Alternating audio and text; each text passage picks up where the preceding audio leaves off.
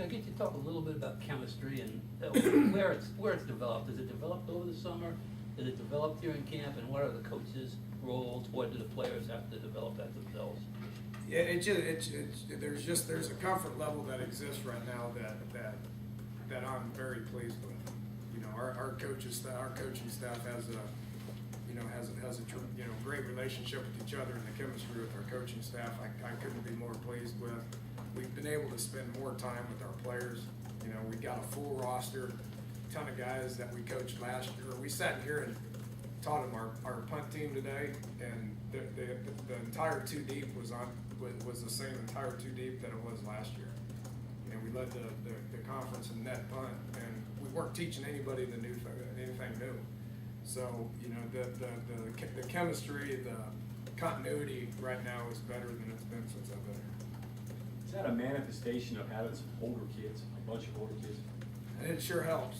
It sure helps. We're sitting at about 20 seniors, you know, which there was a point where I didn't know if we'd have 10 seniors in this class, you know, but adding some transfers, getting some kids to stay here, you know, adding some junior college guys and those guys doing a good job academically has put us in a position where we got a decent senior class, but the junior class is the one that's the big. You know, there's 27, 28 guys there that are juniors that have played going on their third year now.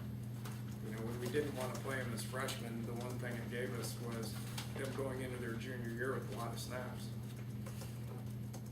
How important was it to get a kid like Brian back on, as opposed to putting him on a scholarship, the kid from Vanderbilt? Yeah, I don't know yet. We'll see. He's been here a day. I just met him last night. So, you know, we'll talk about guys that have made plays. Actually being able to get out there today, what did you see out of Clint? His arm strength is there, everything coming in? His sense of urgency, the way he's reading signals, communicating, getting the ball snapped is night and day than it ever was at any point last year. So, you know, it's just nice to be able to, you know, not have to coach a guy every single play, where you can call it, he does it, and you just move on to the next one. So he's in a good place. He's in a good place, and we will continue to develop his leadership skills and his continuity when it gets to the rest of the receivers. There's a real comfort level right now with him and Orlowski, with him and the receivers. There's a comfort level that exists right now that did not exist at any point last year. Dan, in Dallas, you talked about how you're trying to teach him like a self-preservation. Is that sliding, getting out of bounds, what goes in all that? Yeah, and we'll study that on film today. Even being non-contact, he's still going to have to understand. I didn't trigger the ball here, and I would have got hit. You know, I worked out of the pocket and tried to get away from that guy, and I didn't throw it when he got within arm's reach of me. So we'll be able to work on that through reps, even though the defense won't touch him. Obviously, this camp, we'll be able to say, look, man, you should have done this to avoid that hit, and he needs to continue to improve on that.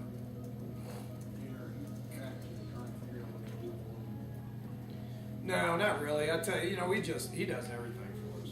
I mean, he's got a role on this team. You know, he's an extra arm. He's an emergency quarterback. He's an inside receiver. He's a special teams player. He's a guy that just is a role player. David, with William Preston's first day out there, what do you see and how do you feel like he's entering camp? At what level do you feel like? Yeah, his head's spinning. His head's spinning. We got to force feed him reps. He just looks different than anybody else out there, so we got to force feed him reps, and his head's spinning, and he's going to make a ton of mistakes, and it's our job to keep him up, you know, and just keep coaching him and keep teaching him. When you say he looks different physically, and that's why you want to invest that time in him? Oh yeah, he's big and he's fast and he's strong and got a good arm. The reason why we recruited him for 3 years. Dan, as someone who's had his own social media problems, and in the wake of what I have? No, me. I have no idea what you're talking about. In I the wake, told you I got over that a long time ago. in the wake of what happened with Trickett, what have you told your team about? Oh man, we talk to him all the time about it. We, you know, talked to them about it last night. I reiterated everything that they said. Our coaches follow each and every one of our players. Obviously, he made a mistake. He's released a statement, and then I told him to get rid of all his social media. If you abuse it, then it's gonna be gone. Yeah, I guess in this day and age, you can't tell everybody to do that, Don. Everybody that's on our team, we can. I mean, they chose to play at West Virginia University. We can do what we want to with social media. So, and our guys are pretty good about it. I'm sure you guys follow a lot of these guys, and you know, we try to keep our eye on it. If we miss something, then that stinks.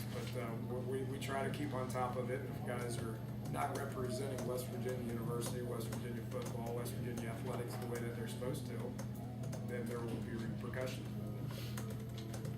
On the 2 deep that we got, Christian was number 2 at Spurs. Is that accurate? And Who's out? Colin Christian. Yeah, we had And so 2 he or moved 3. He's a guy we haven't seen much of. But will he move up with KJ after a week? Yeah, he probably moved up to 2. I think we repped Dayron Wilson 1 right there because he had a spring, so he was ahead. Dayron's done a good job for us. He was a walk-on junior college guy from Lackawanna who may have been their best defensive player a year ago, just undersized. he had a good spring. He's repping there, and then Colin's repping there as well. We just don't really know what we got with Colin right now. Would you guys run read option with Clint as your starter this year? Sure. The health, I mean, there's no concerns with that. You think that he's He's got to be smart about when to do it. what goes? I mean, can you talk a little bit more about that? Your decision. I mean, is it something you guys are going to emphasize? Is that just a We've trick in done the it. bag? We've done it in the past. You know, we've always been careful about how many times we do it. Our quarterback depth now is as odd as it is, as odd as it sounds. Our quarterback depth is much better than it's been in the past. You know, there's been 2 quarterbacks repping in camp several times since I've been here. You know, now we at least got 6 bodies out there right now that we could, you know, I think we want to put 5 or 6 in there, but we got guys that we can play now, so, you know, we gotta get guys ready.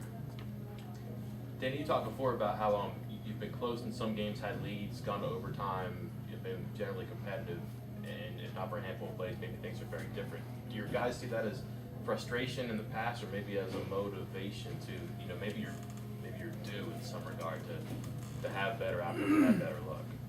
Well, yeah, I mean, our team feels like we're better at every position, and there you could make an argument that we are. You know, lost 2 guys in the NFL that were 2 great players, but we may have to replace those guys with a combination of a couple guys, but we feel like we're better at every single position. You know, and definitely using it as motivation. You know, disappointing. You know, that we didn't win some of those close games, and not very happy about it. So have worked diligently to get ourselves in position to where we can get out there and show improvement.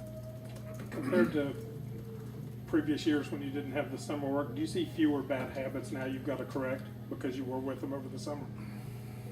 Oh, there's always habits, and when you can't use a ball and you can't go against each other, you know, then you got to work those bad habits out. So, no, I see a difference in the mental aspect of it. You know, what to do. We're not really coaching them what to do out there right now. You know, we're coaching them how to do it better. So, bad habits, no, bad habits are always going to exist. The mental aspect of it, I see a bit different. And maybe that's just because we got an experience. Probably a combination of both. Okay, thanks, Coach. All right.